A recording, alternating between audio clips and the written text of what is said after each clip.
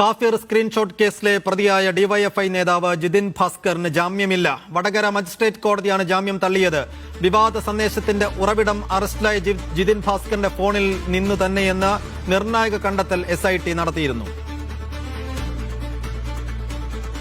കോടതിയിൽ ഒന്നാമത്തെ അപേക്ഷ തള്ളിയതിനു ശേഷം പ്രതിഭാഗ രണ്ടാമത്തെ അപേക്ഷയാണ് കഴിഞ്ഞ ശനിയാഴ്ച കൊടുത്തത്. അതാണ് ഇന്ന് ബഹുമാനപ്പെട്ട മജിസ്ട്രേറ്റ് കോടതി തള്ളിയിട്ടുള്ളത്. കാരണങ്ങൾ കഴിഞ്ഞ വട്ടം പ്രോസിക്യൂഷൻ പറഞ്ഞതുപോലെ പ്രതി തെളിവുകൾ നശിപ്പിക്കാനുള്ള സാധ്യതയും പിന്നീട് കൂടുതൽ തുടരന്വേഷണത്തിന് പ്രതി ജുഡീഷ്യൽ കസ്റ്റഡിയിൽ തന്നെ വേണമെന്നുള്ള ആവശ്യം പ്രോസിക്യൂഷൻ ഉയർത്തിയിരുന്നു. അപ്പോൾ അതിന്റെ അടിസ്ഥാനത്തിലായിരിക്കാം, കാരണം ജഡ്ജ്മെന്റ് കിട്ടിയിട്ടില്ല. ജഡ്ജ്മെന്റ് വൈകിട്ട് കിട്ടിയാലാണ് കൃത്യമായിട്ട് പറയാൻ സാധിക്കും. മോഹൻലാലിന്റെ ബ്ലോക്ക് ബസ്റ്റർ സിനിമയായ സ്ഫടികത്തിലെ ഒരു സീനാണ് ഓർമ്മ വരുന്നത്. അത് ഓർമ്മ വരാൻ ഒരു കാരണമുണ്ട്. ആ കാരണം പിന്നെ പറയാം. ആദ്യം ഈ സീൻ ഏതാണെന്ന് പറയാം. ആ സീന് മോഹൻലാലിൻ്റെ കഥാപാത്രം ശങ്കരാടിയുടെ മജിസ്ട്രേറ്റ് ആയിട്ടുള്ള ശങ്കരാടിയുടെ വാഹനം തടഞ്ഞ് വീട്ടിൻ്റെ ഗേറ്റ് പൂട്ടിയിട്ടിട്ട് താക്കോലുമായിട്ട് പറയുന്നൊരു സീനുണ്ട്. പോകേണ്ട, സമയത്തിൻ്റെ വില ഒന്ന് നന്നായിട്ടൊന്ന് അറിയട്ടെ എന്ന് പറഞ്ഞിട്ട് പുറത്തിറങ്ങാൻ സമ്മതിക്കാതെ ഗേറ്റ് പൂട്ടിയിട്ട് പോകുന്ന ഒരു സീനുണ്ട്. ആ സീനാണ് ഇപ്പോൾ ഓർമ്മ വരുന്നത്. എന്താ അറിയോ അത് ഓർമ്മ വരാൻ കാരണം? ഇപ്പോൾ സഖാക്കള് ഈ ജാമ്യാപേക്ഷ വടകര മജിസ്ട്രേറ്റ് കോടതി തള്ളിയതിന് തൊട്ട് പിന്നാലെ ഡിവൈഎഫ്ഐയുടെ ഒരു വലിയ പ്രതികരണം വന്നിട്ടുണ്ട്. എന്താ പറയുന്നത്? ഷാഫി പറമ്പിലിനെയും പാറക്കൽ അബ്ദുള്ളയെയും മാത്രമല്ല, ഞങ്ങള് മജിസ്ട്രേറ്റിനെയും പുറത്തിറങ്ങാൻ സമ്മതിക്കില്ല.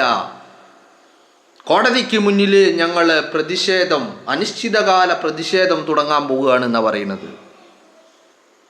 മനസ്സിലായില്ലേ? എന്തിനാ പ്രതിഷേധിക്കുന്നത്?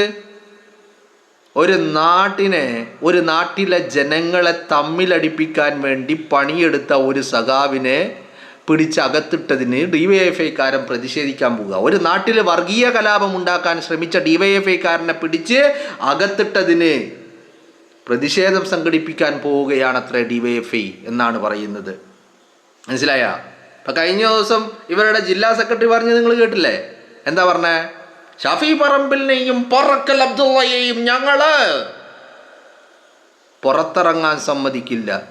ഒന്ന് ചിലക്കാണ്ട് പോയിനടവിടുന്ന് അല്ലേ? ഇപ്പൊ പറയുന്നത് വടകര മജിസ്ട്രേറ്റ് കോടതിയിലെ മജിസ്ട്രേറ്റിനെയും പുറത്തിറങ്ങാൻ വിടൂല എന്നാ പറയണേ. ഏത്? മോഹൻലാൽ ചെയ്ത പോലെ ഞങ്ങൾ പൂട്ടും, 8 നിലയിൽ പൂട്ടുമെന്നാണ് പറയുന്നത്. മാതൃക മോഹൻലാലാണ്. മോഹൻലാൽ സിനിമയിൽ മജിസ്ട്രേറ്റിനെ പൂട്ടി, അതുപോലെ ഞങ്ങളും പൂട്ടും. ഞങ്ങളുടെ ക്രിമിനലിന് ജാമ്യം നൽകണം എന്നുള്ളതാണ് ആവശ്യം. നിങ്ങളൊന്ന് ആലോചിച്ച് നോക്കുക. ഒരു തെരഞ്ഞെടുപ്പ് വിജയിക്കാൻ വേണ്ടി മാത്രം, നാട്ടിലെ ജനങ്ങളെ തമ്മിലടിപ്പിക്കാൻ ശ്രമിച്ചതാണ്, വർഗീയ കലാപം ഉണ്ടാക്കാൻ ശ്രമിച്ചവര്. ഞാൻ പല ആവർത്തി പറഞ്ഞിട്ടുണ്ട്, രാജ്യത്ത് സംഘപരിവാരമാണ് വർഗീയതയുടെ കോമരങ്ങളെങ്കിൽ കേരളത്തിൽ ആ വർഗീയ വിഷവിത്തുകൾ പാകാൻ മുന്നിൽ നിന്ന് പണിയെടുക്കുന്നത് CPM ആണ്. അത് ഇന്നും ഇന്നലെയും തുടങ്ങിയതല്ല, പതിറ്റാണ്ടുകളായിട്ട് ഈ പറയുന്ന വടകര, കുറ്റ്യാടി, നാദാപുരം, പേരാമ്പ്ര, അതിൻ്റെ സമീപ പ്രദേശങ്ങൾ എല്ലായിടത്തും CPM ഇതിനു വേണ്ടിയുള്ള പണിയെടുക്കുന്നുണ്ട് എന്നുള്ളതാണ്. അത് വടകരയെ അറിയുന്നവർക്ക് നന്നായിട്ട് അറിയാൻ കഴിയും എന്നുള്ളത് തന്നെയാണ്. കേരളത്തിലെ എല്ലാവർക്കും അത് അറിഞ്ഞോളണമെന്നില്ല. അപ്പോൾ ഈ പറയുന്ന CPM നടത്തിയ വർഗീയ ധ്രുവീകരണത്തിന് വേണ്ടിയുള്ള ശ്രമമായിരുന്നു കാഫിർ സ്ക്രീൻഷോട്ട്. 2024 ലോക്സഭാ തെരഞ്ഞെടുപ്പിൽ KK ശൈലജ എന്ന ഫ്രോഡിനെ വിജയിപ്പിക്കാൻ വേണ്ടി മാത്രം, ആ ഫ്രോഡിൻ്റെ പ്രചരണങ്ങൾക്ക് വേണ്ടി മാത്രം ഉണ്ടാക്കിയ ഒരു വാട്സപ്പ് ഗ്രൂപ്പ്, വടകര സ്ക്വാഡ് എന്ന് പറയുന്ന വാട്സപ്പ് ഗ്രൂപ്പ്. ആ ഗ്രൂപ്പിൽ ഈ ജിതിൻ ഭാസ്കരൻ എന്ന് പറയുന്ന ഡിവൈഎഫ്ഐയുടെ ക്രിമിനൽ ഗുണ്ട പോസ്റ്റ് ചെയ്ത സ്ക്രീൻഷോട്ട്, അതായിരുന്നു ഈ കാഫിർ സ്ക്രീൻഷോട്ട്. ഞാൻ പലതവണ പറഞ്ഞു, ഈ കാഫിർ സ്ക്രീൻഷോട്ട് പോസ്റ്റ് ചെയ്തത് ജിതിനാണെങ്കിലും ഉണ്ടാക്കിയതും ജിതിനാണെന്നാണ് ഇപ്പോൾ അന്വേഷണ ഉദ്യോഗസ്ഥർ പറയുന്നത്. തൻ്റെ ഫോണിൽ നിന്ന് ഉണ്ടാക്കി പിന്നീട് ആ ഫോൺ റീസെറ്റ് ചെയ്തു. അപ്പം അത് ഫോറൻസിക് പരിശോധനയ്ക്ക് അയച്ചിട്ടുണ്ട് എന്നുള്ള കാര്യം അവിടെ നിൽക്കട്ടെ, അന്വേഷണം അവിടെ നിൽക്കട്ടെ. ഇത് ജിതിൻ തന്നെ ഉണ്ടാക്കി, ജിതിൻ തന്നെ പോസ്റ്റ് ചെയ്തു, ശരി. ഷെയർ ചെയ്തതും പങ്കുവെച്ചതും ജിതിൻ തന്നെ, ശരി. പക്ഷേ ഇങ്ങനെ ഒരു നിർദ്ദേശവും ഇങ്ങനെ ഒരു പണിയെടുക്കാൻ ജിതിനോട് ആവശ്യപ്പെട്ടതും ഈ ശൈലജയും മറ്റൊന്ന് അശ്ലീലം റഹീമുമാണ്. വടകരയിൽ എങ്ങനെയെങ്കിലും കുളം കലക്കി മീൻ പിടിക്കണം എന്നുള്ളത് ശൈലജയുടെയും ഈ പറയുന്ന റഹീമിൻ്റെതുമൊക്കെ ആയ ആവശ്യങ്ങളായിരുന്നു. അതിനുവേണ്ടി റഹീം അവിടെ പണിയെടുത്തിട്ടുണ്ട്.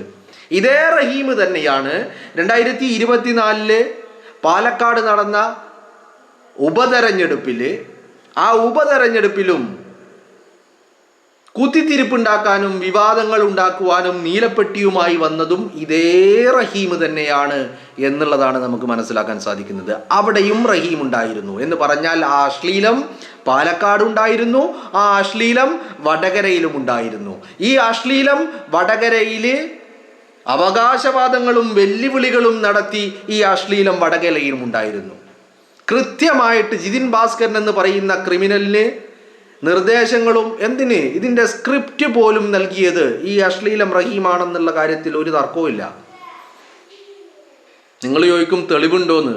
തെളിവ് അന്വേഷിച്ചാൽ കിട്ടും. കാരണം ഈ അശ്ലീലം റഹീം വടകരയിൽ ക്യാമ്പ് ചെയ്ത് പ്രചരണം നടത്തിയിട്ടുണ്ടായിരുന്നു. ഈ അശ്ലീലം റഹീമാണ് പാലക്കാട്ടെ പോലെ വിവാദം, വടകരയിലാണ് ആദ്യം വിവാദം ഉണ്ടാക്കിയത്, രണ്ടാമത് പാലക്കാട്. സെയിം രണ്ടിടങ്ങളിലും ഈ അശ്ലീലം റഹീമിൻ്റെ കൈ ഇതിലുണ്ട് എന്നുള്ള കാര്യത്തിൽ ഒരു തർക്കവുമില്ല.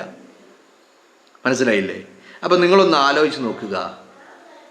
കേരളത്തിൽ സംഘ് പരിവാറിൻ്റെ ഐഡിയോളജി, സംഘ് പരിവാറിൻ്റെ ആശയം, സംഘ് പരിവാറിൻ്റെ ആയുധം, സംഘ് പരിവാറിൻ്റെ വാക്ക്, സംഘ് പരിവാറിൻ്റെ പ്രവർത്തികൾ, സംഘ് പരിവാറിൻ്റെ ഈ പറയുന്ന ഒരു നിലപാട്, അതൊക്കെ കൊണ്ടു നടക്കുന്നത് CPM ആണ് എന്നുള്ളതാണ്. അത് എല്ലായിടത്തും നിങ്ങൾക്ക് കാണാൻ കഴിയില്ല.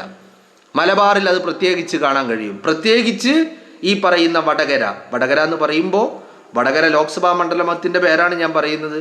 ആ വടകര ലോക്സഭാ മണ്ഡലം ഉൾപ്പെടുന്ന തലശ്ശേരി ആവട്ടെ, കൂത്തുപറമ്പാവട്ടെ, കുറ്റ്യാടി ആവട്ടെ, നാദാപുരമാവട്ടെ, വടകരയാവട്ടെ, പേരാമ്പ്രയാവട്ടെ, കൊയിലാണ്ടി ആവട്ടെ, ഈ സമീപ പ്രദേശങ്ങളിൽ ഈ ചുറ്റുവട്ടം, ഈ ഒരു ഏരിയ, ആ ഏരിയയിൽ CPM ഇത് കാലാകാലങ്ങളായിട്ട് കൊണ്ടു നടക്കുന്ന ഒരു ആയുധം. ഇതേ സംഭവം അന്ന് സ്ക്രീൻഷോട്ട് ആയിരുന്നെങ്കിൽ 2026 നിയമസഭാ തെരഞ്ഞെടുപ്പിൽ ഇതേ സംഭവം അത് അനൗൺസ്മെൻ്റായും വീട് കയറിയുള്ള പ്രചരണങ്ങളായും CPM നടത്തിയിട്ടുണ്ട് പേരാമ്പ്രയിൽ എന്നുള്ളതാണ്. അവിടെ ഒരു കാര്യം പ്രത്യേകം ശ്രദ്ധിക്കേണ്ടത്, ഈ പേരാമ്പ്രയിൽ ഇവരുടെ LDFൻ്റെ കൺവീനർ TP രാമകൃഷ്ണൻ LDFൻ്റെ സ്ഥാനാർത്ഥിയായി മത്സരിച്ച പേരാമ്പ്രയിൽ തെരഞ്ഞെടുപ്പിൻ്റെ പ്രചരണത്തിൻ്റെ ചുമതലയിൽ ഒരാളായിരുന്നു ഈ കാഫിർ സ്ക്രീൻഷോട്ടിൽ മറ്റൊരു പ്രതിയായിട്ടുള്ള റിബേഷ് രാമകൃഷ്ണൻ എന്ന് പറയുന്നത്. മനസ്സിലായില്ലേ? അപ്പം ഈ ക്രിമികീടങ്ങളൊക്കെ വടകരയിലെ ലോക്സഭാ തെരഞ്ഞെടുപ്പിലും പല ഏരിയകളുടെ പല മേഖലകളുടെ ചുമതലക്കാരായിരുന്നു. അപ്പോൾ അവർ പേരാമ്പ്രയിലുണ്ടായിരുന്നു, പേരാമ്പ്രയിലും ഇത് ഇറക്കിയിട്ടുണ്ട്.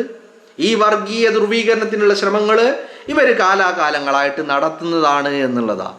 എന്താണെങ്കിലും ഇപ്പം പറയുന്നത് ഷാഫിയെയും പാറക്കലിനെയും മാത്രമല്ല, ഞങ്ങൾ മജിസ്ട്രേറ്റിനെയും പുറത്തിറങ്ങി നടക്കാൻ അനുവദിക്കില്ല എന്നുള്ളതാണ് ഇവരുടെ അവകാശവാദം എന്ന് പറയുന്നത്.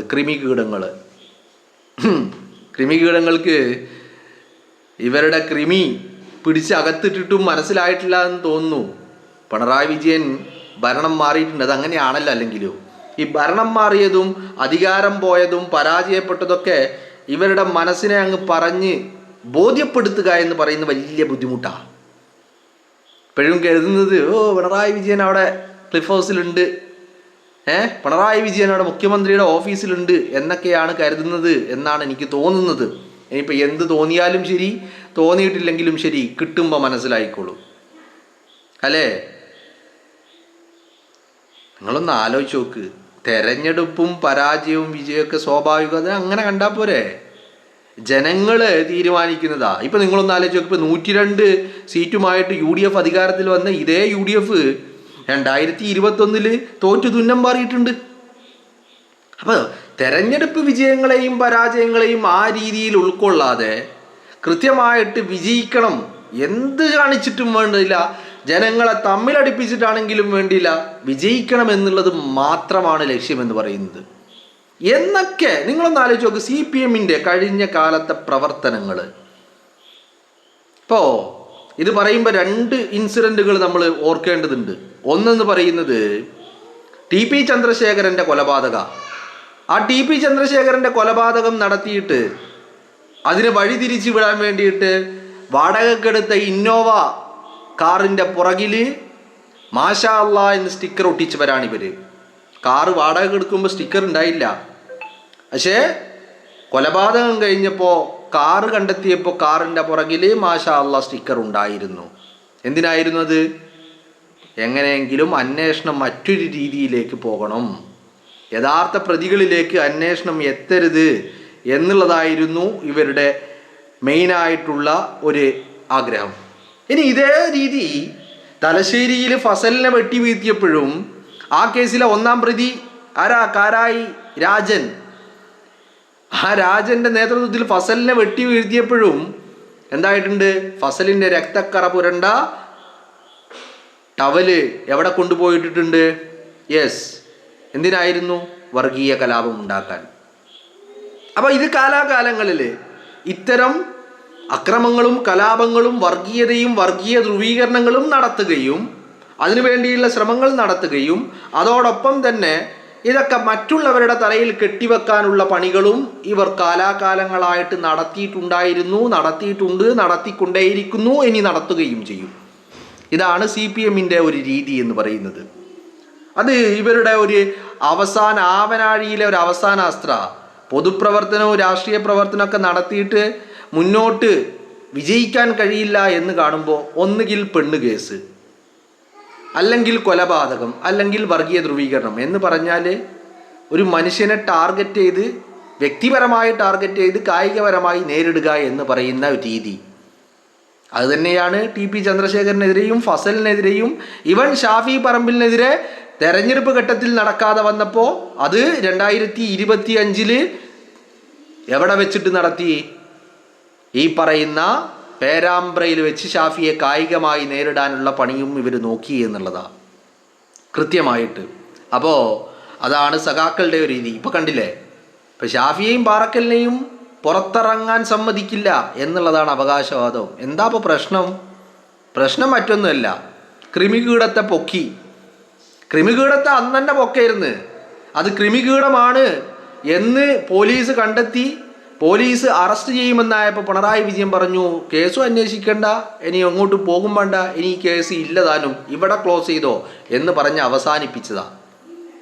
ആലോചിക്കണം നിങ്ങൾ. അപ്പോൾ കൃത്യമായിട്ട് ഞാൻ പറഞ്ഞു വരുന്നത്, ജനങ്ങളെ തമ്മിലടിപ്പിച്ച് വർഗീയ ധ്രുവീകരണം നടത്താൻ വേണ്ടി ശ്രമിക്കുന്നത് കേരളത്തിൽ, എസ്പെഷ്യലി വടകരയിലെ മണ്ണിൽ അത് CPM ആണ് എന്നുള്ളതാണ്.